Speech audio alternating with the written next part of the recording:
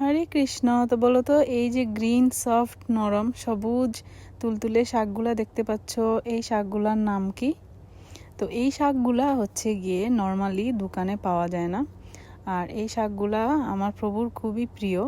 তো সেই জন্য ও একটা জায়গায়, একটা জঙ্গলের মধ্যে খুব সুন্দর এই শাকগুলো দেখতে পেয়ে কি সুন্দর করে দেখো উঠিয়ে নিয়ে আসছে। প্রচুর শাক, একদম মানে 2 দিন খাওয়া যাবে এর মতো। তো এত ভালো লাগছে আমার দেখে। আর তারপরে হচ্ছে আমরা সুন্দর করে শাকগুলোকে বেছে রান্না করলাম। দেখো কি সুন্দর, একদম টাটকা সবুজ শাক। তো আমরা শাশুড়ি বৌমা মিলে হচ্ছে গিয়ে শাকগুলা বেছে তারপর হচ্ছে সুন্দর করে রান্না করা হয়েছে একদম শিমের বীজ দিয়ে। তো শিমের বীজগুলো আগে হচ্ছে রোস্ট করে নেওয়া হয়েছে, তারপরে সিদ্ধ করে। আর এই যে দেখো আমি হচ্ছে খেতেও বসে গেছি, আর খুবই ইয়ামি হয়েছিল শাকটা, আমার তো খুবই ভালো লাগছে।